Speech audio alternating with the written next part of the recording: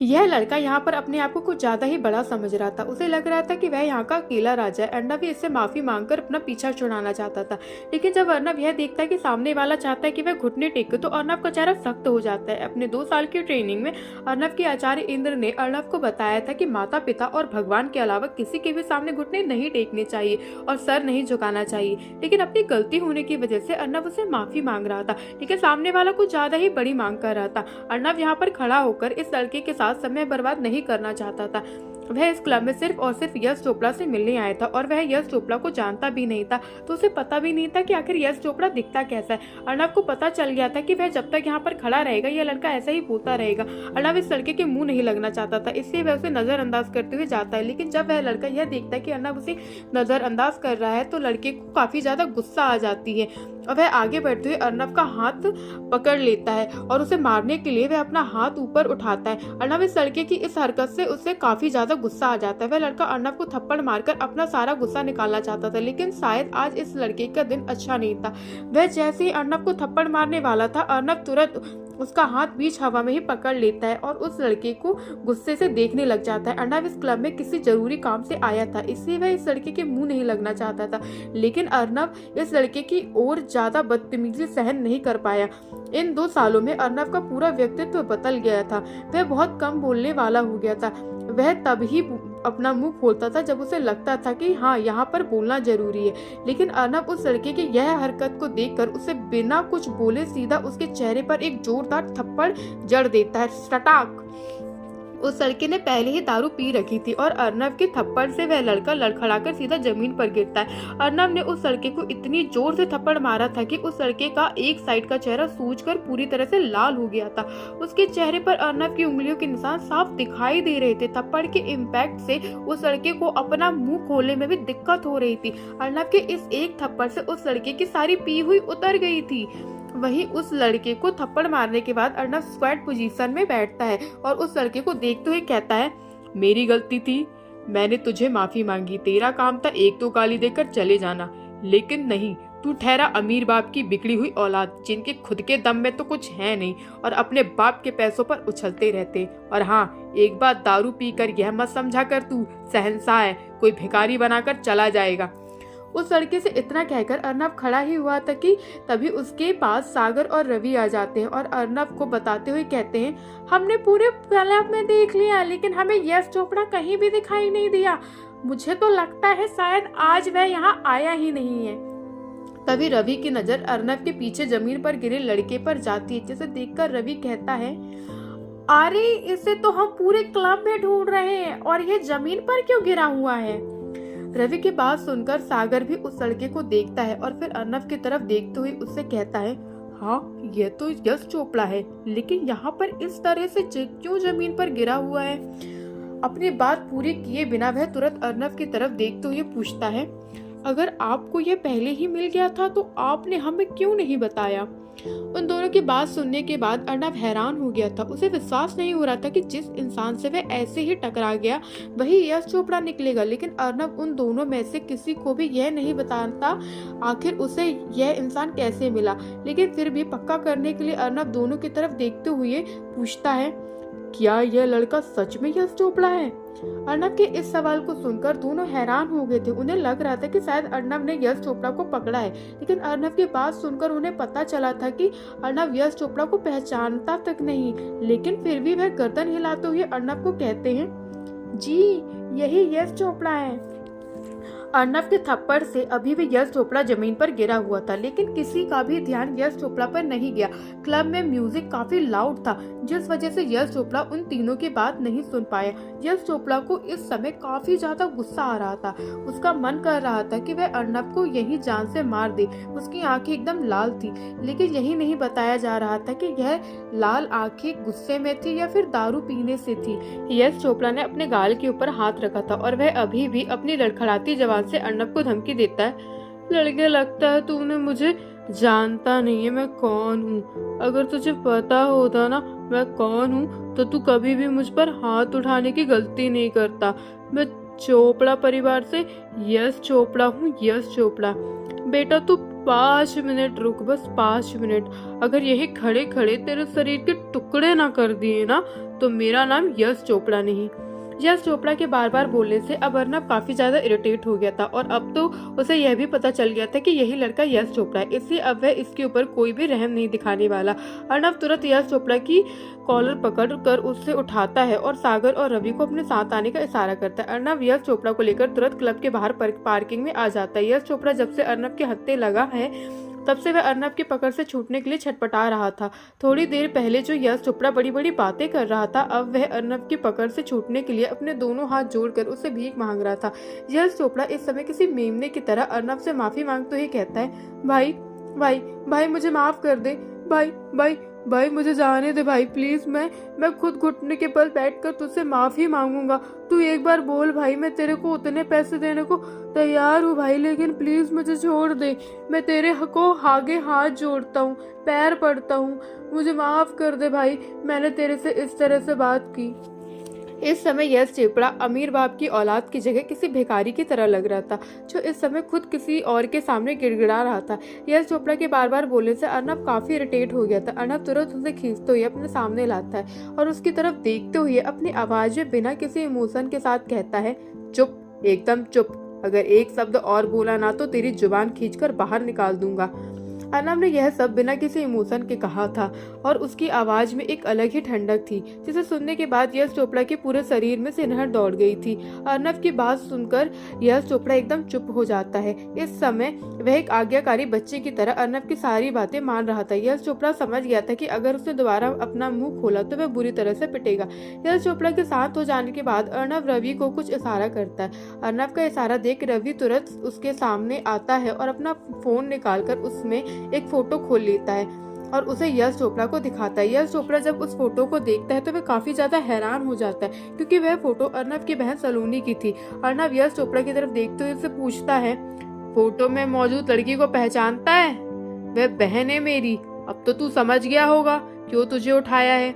अर्नब की बात सुनकर यश चोपड़ा को अब समझ में आया था आखिर क्यों बार बार कहने पर भी अर्नब उसे नहीं छोड़ रहा था, लेकिन यश चोपड़ा ने उम्मीद नहीं की थी कि उस लड़की का भाई इतना ताकतवर होगा। वही अपनी बात करने के बाद एक पल के लिए अर्नब चुप होता है और फिर कहता है, तेरे बारे में बहुत कुछ सुना है, अगर आज तुझे जिंदा छोड़ दिया तो तू बहुत सी मासूम लड़कियों की जिंदगी बर्बाद करेगा। क्या तूने कभी अंदाजा लगाया है तूने कितनी लड़कियों की जिंदगी बर्बाद कर दी है?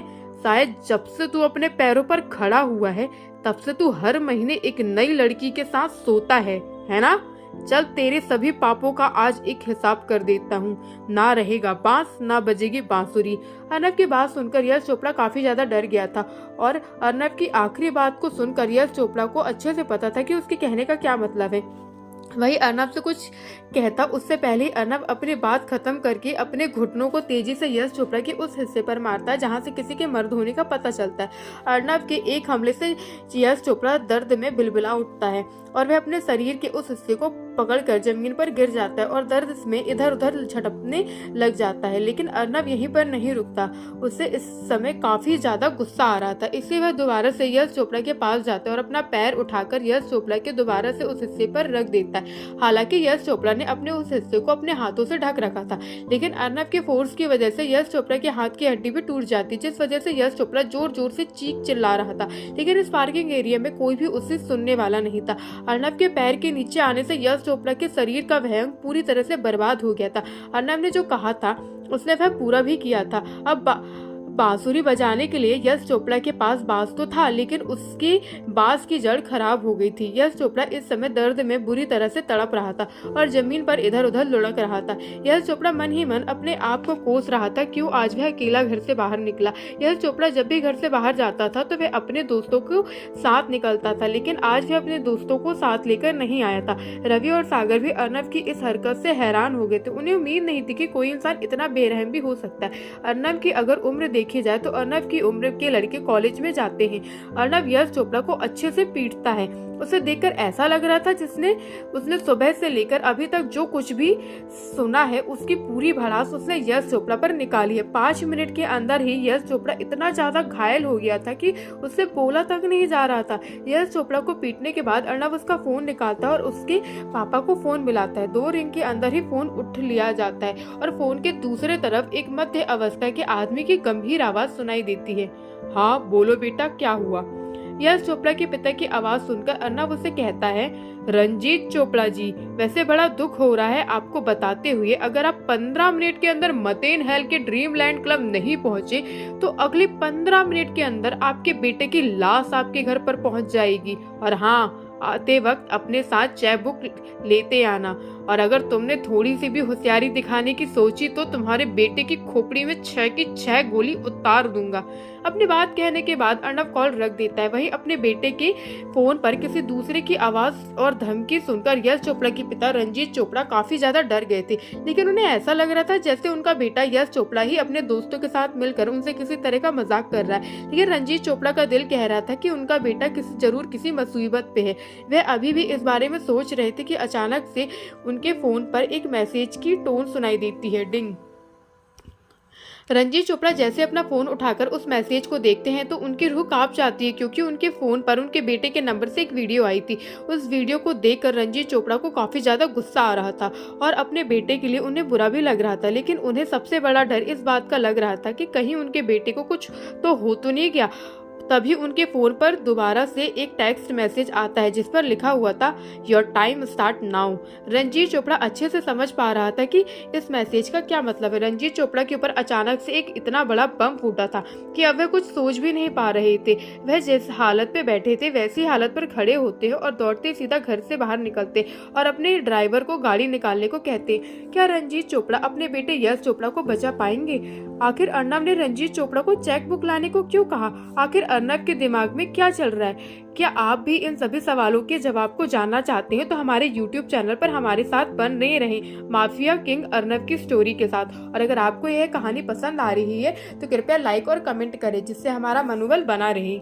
Your time start now. Ranjeet Chopra अच्छे से समझ पा रहा था कि इस मैसेज का क्या मतलब है। रंजीत चोपड़ा के ऊपर अचानक से एक इतना बड़ा बम फूटा था कि वह कुछ सोच भी नहीं पा रहे थे। वे जिस हालत पे बैठे थे वैसी हालत पर खड़े होते और दौड़ते हुए सीधा घर से बाहर निकलते और अपने ड्राइवर को गाड़ी निकालने को कहते। ड्राइवर भी रंजीत चोपड़ा के अचानक से इस ऑर्डर को थोड़ा सुनकर डर गया था, लेकिन तुरंत वह अपने आप को संभालते हुए गाड़ी को निकालता। रंजीत चोपड़ा तुरंत गाड़ी में बैठते हुए ड्राइवर को कहते, गाड़ी को तुरंत मतेन हेल वाले ड्रीमलैंड क्लब ले चलो।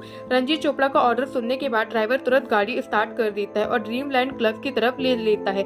ड्रीमलैंड क्लब जाते हुए रंजीत चोपड़ा का दिमाग में कई ख्याल आ रहे थे। उनके दिमाग में इस समय यह चल रहा था कि आखिर मतेन हेल रहकर कोई चोपड़ा परिवार से क्यों दुश्मनी लेगा। लेकिन कॉल आने के बाद रंजीत चोपड़ा को पता चल गया था कि यह पूरा मामला किडनैपिंग का है। ड्रीमलैंड क्लब जाते हुए उनके दिमाग में उनका अनेक ख्याल आ रहे थे। वहीं ड्रीमलैंड क्लब की पार्किंग में अर्नब अभी भी एक गाड़ी की टेक लगाए हुए खड़ा था और उसके सामने यश चोपड़ा जमीन पर पड़ा हुआ था और यश चोपड़ा के पीछे सागर और रवि खड़े थे। यश चोपड़ा अधमरी हालत में जमीन पर गिरा हुआ था। अर्नब ने यश चोपड़ा को इतनी बुरी तरह से मारा था कि उसके मुंह नाक से खून निकल रहा था। हालांकि यश चोपड़ा के शरीर के और किसी अंग पर ज्यादा दर्द नहीं था, बस अर्नब ने उसके शरीर का मुख्य भाग लगभग नष्ट कर दिया था, जिस वजह से इतनी बुरी हालत होने के बावजूद भी यश चोपड़ा के दोनों हाथ अभी भी उसी जगह पर थे। हालांकि अर्नब की ताकत की वजह से उसकी दोनों हथेलियों की ऊपर की हड्डी टूट गई थी, जिस वजह से उसको अपने उस हिस्से पर पड़े रहने पर दर्द हो रहा था। दर्द की वजह से उसकी दोनों हथेलियां बुरी तरह से कांप रही थी। यश चोपड़ा को अर्नब का यह टॉर्चर काफी दर्द दे रहा था। तकरीबन 15 मिनट के बाद ड्रीमलैंड क्लब के पार्किंग में मर्सिडीज ए क्लास लिमोजिन आकर रुकती है। इस गाड़ी की कीमत लगभग 53 लाख के आसपास थी। उस गाड़ी के अंदर से रंजीत चोपड़ा नीचे उतरते और नीचे उतर के वे इधर उधर देख रहे थे। अर्नब जैसे ही रंजीत चोपड़ा को देखता है तो वह उन्हें तुरंत पहचान जाता है। भले ही समय में अंधेरा था और पार्किंग में ज्यादा लाइट भी नहीं थी, फिर भी अर्नब की नजर इतनी तेज थी कि वह रंजीत चोपड़ा को पहचान गया था। रंजीत चोपड़ा को पहचानने के बाद अर्नब उसकी तरफ देखते हुए कहता है, इधर उधर क्या देख रहे हो, मैं इधर खड़ा हूँ। अपनी बात कहते वक्त अर्नब ने अपना हाथ ऊपर कर रखा था। अर्नब की आवाज इतनी बुलंद थी कि रंजीत चोपड़ा को उसकी आवाज साफ सुनाई दे रही थी। वही रंजीत चोपड़ा अचानक से किसी की आवाज को सुनकर हैरान हो गया था, फिर भी उसे पार्किंग के अंदर एक इंसान दिखाई देता है जो अपना हाथ ऊपर किए हुए खड़ा था। रणजीत चोपड़ा उस इंसान के चेहरे को तो नहीं देख पा रहा था, लेकिन वह इतना जरूर पहचान गए थे कि उन्हें बुलाने वाला वही इंसान है। इससे रणजीत चोपड़ा तुरंत उस इंसान की तरफ जाने लगता है। उस इंसान के काफी करीब आने के बाद रणजीत चोपड़ा ध्यान से देखते हैं तो उन्हें पता चलता है कि सामने वाला सिर्फ 20 साल का लड़का है, लेकिन तभी उसका ध्यान जमीन पर जाता है जहाँ एक इंसान दर्द में बुरी तरह से तड़प रहा था। रणजीत चोपड़ा उस इंसान को देखकर तुरंत पहचान गए थे कि वह कौन है। उस इंसान को देखकर उनके पैरों के तले से जमीन खिसक गई थी। वह तुरंत अपने बेटे यश चोपड़ा के पास जाना चाहते थे और रणजीत चोपड़ा जैसे अपने बेटे यश चोपड़ा के पास जाने के लिए अपना कदम बढ़ाते तभी उनके सामने एक इंसान आकर खड़ा हो जाता है। यह इंसान और कोई नहीं बल्कि अर्नव के साथ वाला सागर था। सागर रणजीत चोपड़ा की तरफ देखते हुए हल्के मजाकिया अंदाज में कहता है, अरे इतनी जल्दी में क्यों हो? सवारी किस ओर चली यह तो बताओ। जाओ खैरो छोड़ो, वैसे तुम्हें यहाँ पर आने के बाद जो सीन दिखा वह कैसा था? अच्छा था ना? वैसे मुझे लगता है कि तू शायद इस इंसान को जानता है। अगर जानता है तो हाँ बोलिए और अगर नहीं जानता तो ना बोलिए। सागर जैसे ही बात खत्म करता है तो रवि और सागर दोनों एक साथ हंसने लग जाते हैं। वही सागर और रवि की इस तरह की नौटंकी को देखकर अर्नव के चेहरे पर भी छोटी सी मुस्कान आ गई थी, लेकिन वही दूसरी तरफ रणजीत चोपड़ा सागर की इस बेतुकी बात को सुनकर काफी ज्यादा गुस्सा हो गया था। वह सागर को कुछ कहना तो चाहते थे लेकिन कुछ सोचकर शांत हो जाते। वही अपनी जाड़ भींच लेते। जाड़ के साथ साथ उनके हाथों की मुट्ठी भी कस गई थी। उनके चेहरे के हाव भाव एकदम कठोर थे। रणजीत चोपड़ा अपनी आंखें बंद करते हुए अपने आप को शांत करते और फिर एक लंबी गहरी सांस लेने के बाद रणजीत चोपड़ा अपनी आंखें खोलते और सीधा मुद्दे पर आते हुए कहते, मुझे यह बताओ आखिर तुम में से मुझे यहाँ पर बुलाने वाला है कौन? और तुमने मिलकर मेरे बेटे की यह हालत क्यों की? और तुम्हें पता होते हुए भी कि यह लड़का चोपड़ा परिवार से है, फिर भी तुमने इसके ऊपर हाथ डाला। आखिर मैं जान सकता हूँ तुमने ऐसा क्यों किया? आखिर इसके पीछे तुम्हारे इरादे क्या थे? रणजीत चोपड़ा की इस बात को सुनने के बाद सागर पहले तो मुस्कुराता है और फिर रणजीत चोपड़ा की आंखों में देखते हुए उसे कहता है, हा हा, अरे अंकल जी इतना गुस्सा क्यों हो रहे हो? सिर्फ थोड़ा सा पीटा ही तो है। और रही बात यह चोपड़ा परिवार से है या किसी और परिवार से, इससे हमें कोई फर्क नहीं पड़ता। और हमने आपके बेटे को क्यों मारा और हमारे इरादे क्या हैं, इसके बारे में तो मुझे भी नहीं पता। शायद आपके इस सवाल का जवाब मेरा दोस्त दे सकता है। रवि, अंकल जी को बताओ हमने उनके लौंडे को क्यों पीटा? सागर जिस तरह से रणजीत चोपड़ा से बात कर रहा था उस वजह से उनका गुस्सा बढ़ता ही जा रहा था। रणजीत चोपड़ा सागर से कुछ कहते उससे पहले वहाँ पर रवि भी आ जाता है और रणजीत चोपड़ा की तरफ देखते हुए कहता है, हाँ तो अंकल जी बताइए आपको क्या पूछना है? अगर मुझे पता होगा तो मैं आपके सवालों का जवाब जरूर दूंगा। बोलो भी, अब क्या पूछना चाहते हो? रणजीत चोपड़ा को अपने साथ इस तरह का व्यवहार होता देखकर काफी ज्यादा गुस्सा आ रहा था। बार बार उन लोगों से इस तरह की बातें सुनकर उनका गुस्सा बढ़ता जा रहा था और रवि की इस बात को सुनने के बाद अब तो उनके गुस्से का बांध टूट गया था। इसलिए वे रवि की तरफ गुस्से में चिल्लाते हुए कहते हैं, बदतमीज लोगों, क्या तुम्हें पता भी है तुम किस इंसान के सामने खड़े हो? रणजीत चोपड़ा नाम है मेरा। तुम्हारी जो ये जवानी का गर्म खून है ना, इसे ठंडा रखो, वरना अगर मैं ठंडा करने पर आ गया ना तो तुम्हारे लिए मुश्किल खड़ी हो सकती है। और रही बात मेरे बेटे को मारने की, इसका बदला तो मैं तुमसे जरूर लूंगा, लेकिन सबसे पहले तुम यह बको कि तुमने मेरे बेटे को आखिर मारा क्यों? अगर तुम चुपचाप मुझे सब सच बता देते हो तो मैं तुम्हें एक आसान मौत दे दूंगा, वरना भगवान कसम तुम्हें ऐसी मौत दूंगा कि मेरे परिवार की तरफ नजर उठाने वाला 100 बार सोचेगा। रणजीत चोपड़ा की इस धमकी को सुनने के बाद रवि का चेहरा कठोर हो गया था। उसका मन तो कर रहा था कि वह इस रणजीत चोपड़ा की एक खींचकर थप्पड़ मार दे। रणजीत चोपड़ा की इस धमकी को सुनने के बाद अब अर्नव चुप नहीं रह सकता था। वह अपने कदम आगे बढ़ाते हुए रणजीत चोपड़ा से कहता है, हम तो अपनी जवानी का खून ठंडा कर लेंगे रणजीत चोपड़ा, लेकिन बुढ़ापे में आने के बाद भी तुम्हारा खून लगता है ठंडा नहीं हुआ। चलो कोई नहीं, तुम्हारे खून को ठंडा करने के लिए हम बैठे हैं ना यहाँ पर, और जब से आए हो तब से यही रट लगाए जा रहे हो, मेरे बेटे को क्यों मारा, मेरे बेटे को क्यों मारा। तो सुनो, मेरा मन कर गया इसलिए मैंने तुम्हारे बेटे को पीट दिया। अब बोलो तुम क्या कर लोगे? और वैसे भी तुम्हारे जैसी झूठी कसम खाने वाला इंसान इस दुनिया में नहीं रहना चाहिए। और तुम क्या मुझे मौत दोगे? अगर मैं तुम्हें मारने पर आ गया तो उसके बाद अगर तुम मेरे पैरों पर गिरकर भी अपनी जिंदगी की भीख मांगोगे तो भी मैं तुम्हें जिंदा नहीं छोड़ूंगा। अर्नव अब तक चुप था, लेकिन अब वह बोला तो एकदम सॉलिड बोला। अर्नव ने भले ही यह बात कही शांति से थी, लेकिन उसकी आवाज में एकदम रुतबा था। अर्नव की आवाज शांत होने के साथ साथ इतनी भयानक थी कि वह आत्मा तक को झकझोर के रख सकती थी। वही अर्नव हर एक शब्द रणजीत चोपड़ा के दिल पर डर की लहर पैदा कर रहा था। रणजीत चोपड़ा ने अब तक इस लड़के पर कुछ ज्यादा ध्यान नहीं दिया था। रणजीत चोपड़ा अर्नव की उम्र को देखकर अपने आप को शांत करते हुए अर्नव की बात सुन पहले तो रणजीत चोपड़ा को काफी डर लग रहा था, लेकिन अब उन्हें उस पर काफी ज्यादा गुस्सा आ रहा था। रणजीत चोपड़ा की इस समय इतना ज्यादा गुस्सा आ रहा था कि वह गुस्से के मारे हंसने लग गए थे। वह हंसते हुए अर्नव से कहते हैं, हा हा हा, बच्चे लगता है आजकल तो फिल्में कुछ ज्यादा ही देखने लग गया है। और अभी तो तूने अपनी औकात से बड़ी जो यह बात बोली है ना, उनको अपने तक ही सीमित रख। बच्चे तेरी उम्र अभी पोगो देखने की, जा पोगो देख। बड़ों के मामले में टांग नहीं अड़ाया करती, जा वापस पीछे जाकर खड़ा हो जा। अभी मैं बड़ों से बात कर रहा हूँ, चल वापस जा। रणजीत चोपड़ा अपनी बात कहने के बाद रवि और सागर की तरफ देखते हैं, जो उनकी इस बात को सुनकर अपना माथा पीट रहे थे और उसकी तरफ तरस भरी नजरों से देख रहे थे। रणजीत चोपड़ा को कुछ समझ नहीं आ रहा था कि आखिर यह दोनों उसकी तरफ इस तरह से क्यों देख रहे हैं। वहीं रणजीत चोपड़ा की बात सुनकर अर्नव के चेहरे के हावभाव कठोर हो गए थे। उसकी आंखें किसी बर्फ की तरह ठंडी हो गई थी।